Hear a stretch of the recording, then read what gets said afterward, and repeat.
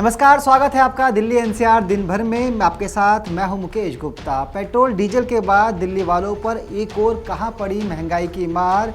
दिल्ली के लाखों commercial vehicle मालिकों के लिए क्या है एमसीडी के पास टोल फ्री प्लान, और दिल्ली में कोरोना के बढ़ते केस पर क्या की दिल्ली के स्टूडेंट्स ने सरकार से मांग। इन तमाम बड़ी खबरों को हम आपको दिखाएंगे, लेकिन बुलेटिन की शुरुआत करते हैं अभी तक की हेडलाइन से।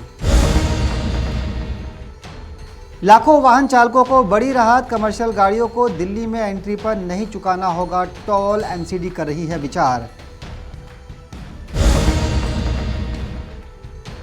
एलपीजी गैस के बाद अब सीएनजी और पीएनजी भी हुई महंगी, दिल्ली वालों पर पड़ी महंगाई की एक और मार।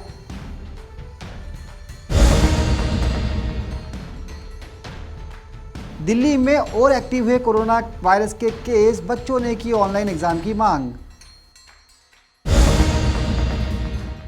गाजियाबाद में पति ने रची बेटे और पत्नी को जान से मारने की साजिश, हुआ गिरफ्तार। और भलसवा डेयरी पर पुलिस कांस्टेबल को गोली मारने वाले दोनों बदमाश चढ़े पुलिस के हत्थे। अब खबरें विस्तार से। दिल्ली में आने वाले कमर्शियल वाहनों के लिए एक अच्छी खबर है। जी हां, south Delhi municipal corporation Delhi के अंदर प्रवेश करने वाले कमर्शियल व्हीकल पर अब टोल टैक्स माफ करने पर विचार कर रहा है। एमसीडी की माने तो इस संदर्भ में जल्द ही एक आदेश जारी किया जाएगा, जिसके बाद दिल्ली की सीमा में प्रवेश करने वाले कमर्शियल वाहनों को किसी भी तरह का टोल नहीं देना होगा।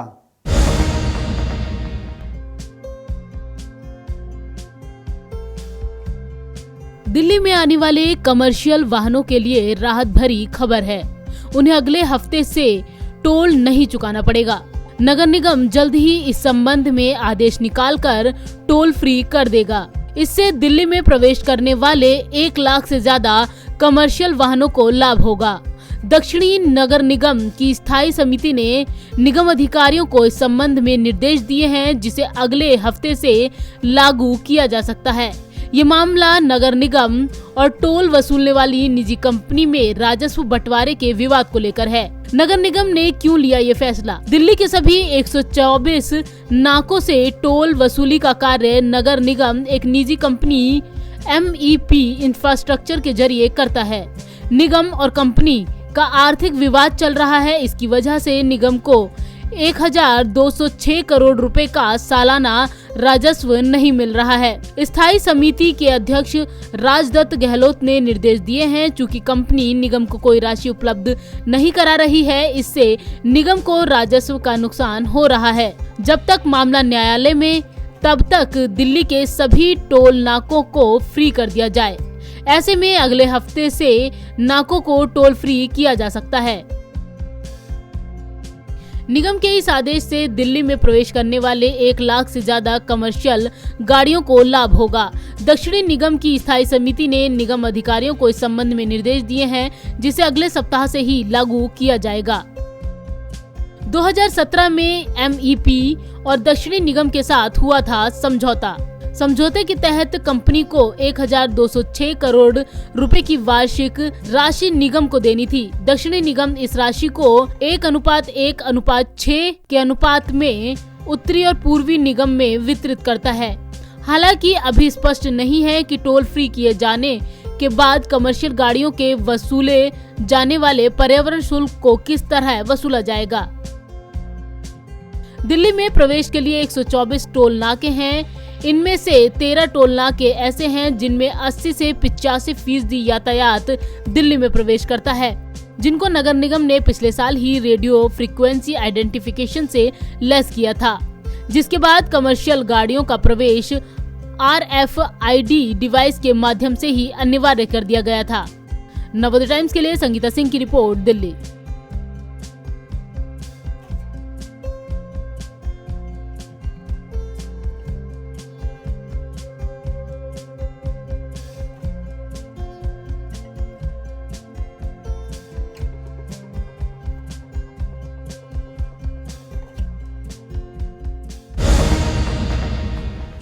पेट्रोल, डीजल और एलपीजी के बाद अब दिल्ली वासियों पर पीएनजी और सीएनजी की महंगाई की मार बढ़ी है। आपको बता दें कि दिल्ली के लोग पहले से ही पेट्रोल और डीजल की बड़ी कीमतों से परेशान थे, तो उसके बाद रसोई गैस सिलेंडर ने लोगों का दम निकाल दिया। हालांकि इसी बीच खबर यह आ रही है कि दिल्ली के अंदर सीएनजी और पीएनजी के दाम भी बढ़ गए हैं। क्या हुई है दामों में बढ़ोतरी, इसके लिए देखिए खास रिपोर्ट। पेट्रोल, डीजल और एलपीजी गैस के बाद अब सीएनजी भी महंगी हो गई है। इंद्रप्रस्थ गैस लिमिटेड ने कहा कि आज सुबह 6 बजे से दिल्ली में सीएनजी अब आपको 42 रुपए 70 पैसे की जगह 43 रुपए 40 पैसे प्रति किलो मिलेगी। वहीं पीएनजी की कीमत 28 रुपए 41 पैसे हो गई है। आपको बता दें कि पीएनजी की कीमत में 91 पैसे की बढ़ोतरी हुई है। गाजियाबाद में अब पीएनजी 28 रुपए 36 पैसे प्रति किलो मिलेगी। आपको बता दें कि रसोई गैस यानी एलपीजी में सोमवार को प्रति सिलेंडर 25 रुपए की और वृद्धि हुई थी। यह वृद्धि उज्ज्वला योजना के लाभार्थियों को दिए जाने वाले सब्सिडी वाले सिलेंडर सहित सभी श्रेणियों में हुई।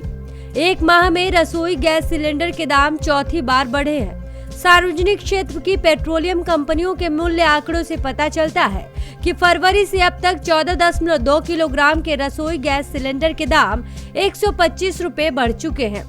इसके साथ ही विमान ईंधन यानी एटीएफ की कीमतों में भी 6.5% की बढ़ी वृद्धि हुई। अंतर्राष्ट्रीय स्तर पर कच्चे तेल के दामों में तेजी आ रही है, जिससे विमान ईंधन महंगा हुआ है। दिल्ली में अब 14.2 किलोग्राम के सिलेंडर का दाम 794 रुपए से बढ़कर 819 रुपए हो गया है।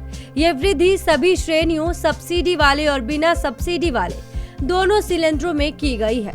देश भर में एलपीजी का दाम एक ही होता है। सरकार कुछ चुनिंदा ग्राहकों को इस पर सब्सिडी देती है। हालांकि पिछले कुछ साल के दौरान महानगरों और बड़े शहरों में कीमतों में लगातार बढ़ोतरी के बाद सब्सिडी बंद हो गई है। दिल्ली में उपभोक्ताओं को एलपीजी पर कोई सब्सिडी नहीं मिलती। सभी उपभोक्ताओं के लिए अब रसोई गैस सिलेंडर का दाम 819 रुपए हो गया है। पेट्रोलियम कंपनी के एक अधिकारी ने कहा कि दूर दराज के क्षेत्रों के उपभोक्ताओं को रसोई गैस सिलेंडर पर कुछ सब्सिडी दी जाती है। ढुलाई भाड़े की भरपाई करने के लिए सब्सिडी दी जाती है। इससे पहले 4 फरवरी को एलपीजी के दाम 25 रुपए प्रति सिलेंडर और 15 फरवरी को 50 रुपए प्रति सिलेंडर बढ़ाए गए थे। 25 फरवरी को एलपीजी के दाम 25 रुपए प्रति सिलेंडर बढ़ाए गए थे।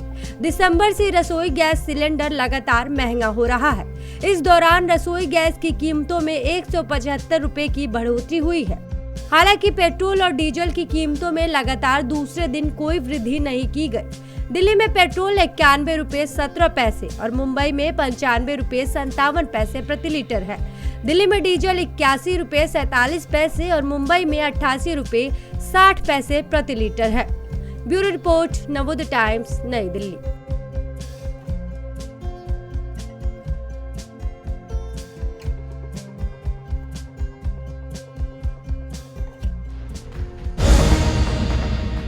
राजधानी दिल्ली में फिर से बढ़ते कोरोना केस की वजह से स्कूल संचालकों के सामने एक बड़ी समस्या पेश हो रही है। आपको बता दें कि दिल्ली सरकार के आदेश के बाद कुछ दिनों पहले ही दिल्ली के अंदर स्कूल खोले गए थे। हालांकि अब जिस तरह से कोविड के केस बढ़ते जा रहे हैं, तो ऐसे में स्कूल में पढ़ने वाले छात्र छात्राओं ने सरकार से ऑनलाइन एग्ज़ाम कंडक्ट करने की मांग की है। दिल्ली में बढ़ते कोरोना संक्रमण ने स्कूली बच्चों के लिए समस्या खड़ी कर दी है। दरअसल कोरोना महामारी के आंकड़े कम होने पर बड़ी क्लासेस के लिए स्कूल खोल दिए गए थे, जहां कुछ बच्चे स्कूल पहुंचना शुरू भी हो गए थे। लेकिन अब दोबारा राजधानी में कोरोना के मामले बढ़ रहे हैं और ऐसे में स्कूल प्रशासन ने ऑफलाइन एग्जाम लेने का फैसला किया है, जिसको लेकर बच्चे फिर चिंता में आ गए हैं और अपने अभिभावकों के साथ स्कूल पहुंचकर ऑनलाइन एग्जाम की मांग कर रहे हैं। आप अपने बच्चों के साथ यहाँ पर पहुंचे, क्या वजह है, किस लिए पहुंचे हैं?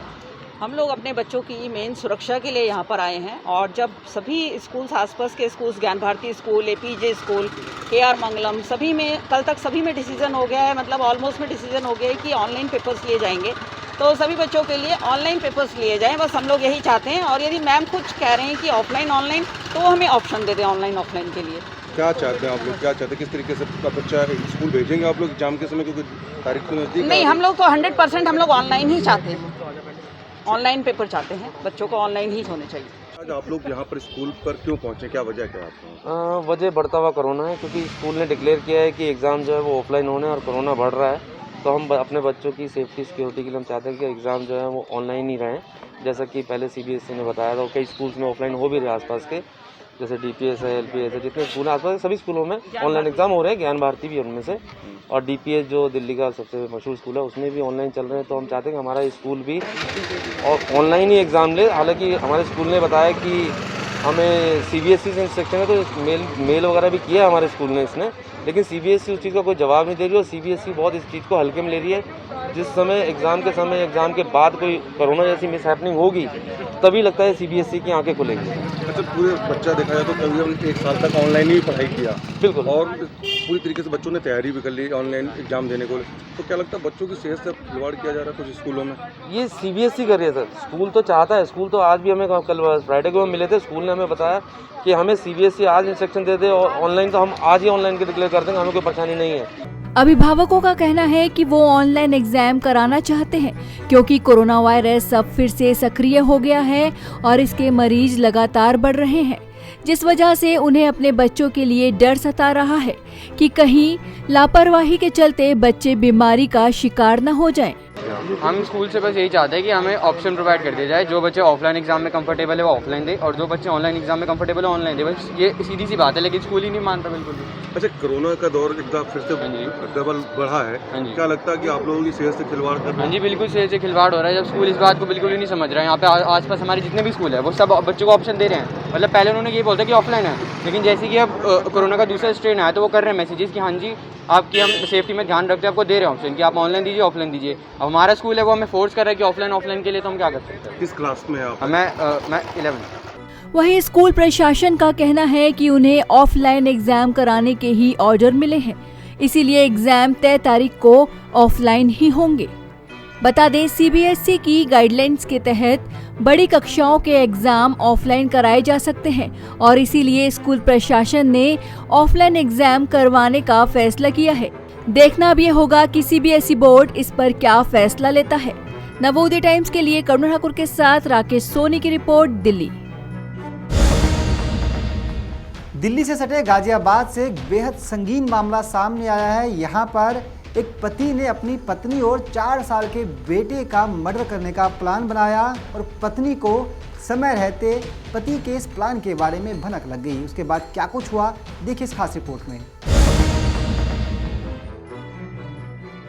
दिल्ली से सटे गाजियाबाद से बेहद संगीन मामला सामने आया है, जहां एक पति ने अपने 4 साल के बेटे समेत पत्नी की हत्या की साजिश रची, लेकिन समय रहते पत्नी को इस बात की भनक लग गई और वो सीधे थाने पहुंच गई। मामला गाजियाबाद के कविनगर इलाके का है, जहां पुलिस ने आरोपी अजय और राम प्रकाश को गिरफ्तार किया है। इन पर पत्नी और बच्चे को जान से मारने की साजिश का आरोप है। थाना कविनगर में एक महिला द्वारा एक अभियोग पंजीकृत कराया गया है, जिसमें उसने यह आरोप लगाया है कि उसका पति 2 अन्य व्यक्तियों के साथ मिलकर साजिशन उसकी हत्या करना चाहते हैं। इसमें तुरंत पुलिस द्वारा कार्रवाई की गई है, जांच की गई है। पति तथा एक अभियुक्त को गिरफ्तार कर लिया गया है। एक की गिरफ्तारी शेष है, उसे भी शीघ्र गिरफ्तार कर लिया जाएगा। दरअसल अजय ने अपनी पत्नी और 4 साल के बेटे की हत्या करने के लिए सुपारी किलर गजराज को सुपारी दी थी, लेकिन सुपारी किलर ने पत्नी को सारी साजिश के बारे में बता दिया, जिसके बाद पत्नी तुरंत थाने पहुंच गई और मामला दर्ज करवाया। अब पुलिस ने इस मामले में तुरंत एक्शन लेते हुए आरोपी पति अजय और उसके साथी राम प्रकाश को गिरफ्तार किया है और मामले की तफ्तीश शुरू कर दी है। नवोदय टाइम्स के लिए करुणा ठाकुर के साथ विकास कुमार की रिपोर्ट, गाजियाबाद।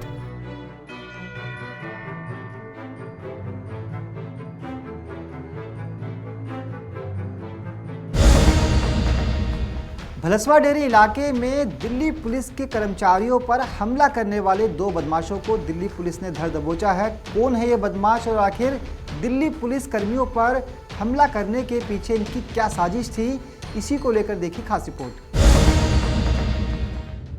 दिल्ली पुलिस के हाथ एक बड़ी कामयाबी लगी है, जहां पुलिस ने 2 ऐसे बदमाशों को गिरफ्तार किया है जिन्होंने कुछ दिन पहले ड्यूटी कर रहे कांस्टेबल को गोली मारी थी। मामला 25 फरवरी की शाम का है, जब भलासवा डेरी इलाके में पिकेट पर ड्यूटी कर रहे कांस्टेबल ने 2 युवकों को जांच के लिए रोका था, लेकिन उन्होंने रुकने के बजाय पुलिसकर्मी पर फायरिंग कर दी थी और मौके से फरार हो गए थे। ये बदमाश वहां लगे सीसीटीवी कैमरे में भी कैद हो गए थे। मैं आप सबको बताना चाहूँगा, दिनांक 25 फरवरी को थाना भनसवा डेरी के इलाके में शाम को एक गंभीर घटना घटी थी। हमारे 2 बीट के कांस्टेबल भूपेंद्र और कांस्टेबल संदीप जेजे कॉलोनी में बीट पोस्ट के पास चेकिंग कर रहे थे। चेकिंग के दौरान उन्होंने एक सस्पिशियस मोटरसाइकिल को रोका जिसके नंबर प्लेट डिफेक्टिव थे। इसके दौरान उन्होंने 3 सस्पिशियस लड़के जो उस मोटरसाइकिल पे थे जब उसकी चेकिंग कर रहे थे, इन लड़कों ने वहां से भागने की कोशिश की। पुलिस द्वारा पकड़ने और पीछा करने के प्रयास के दौरान इनमें से सस्पेक्ट्स ने पुलिस के ऊपर फायर किया। इस फायरिंग में कांस्टेबल संदीप को नीचे कर दो ना माइक, गंभीर चोट आई, वो गंभीर रूप से घायल हुआ। इस हादसे के बाद डिस्ट्रिक्ट आउटर नॉर्थ की स्पेशल स्टाफ AATS और भी कई थानों की क्रैक टीम्स इस केस को सॉल्व करने के लिए काम कर रही थी। कल रात हमारे स्पेशल स्टाफ की टीम को एक गुप्त सूचना मिली और उस सूचना के आधार पर स्पेशल स्टाफ की टीम ने ट्रैप किया।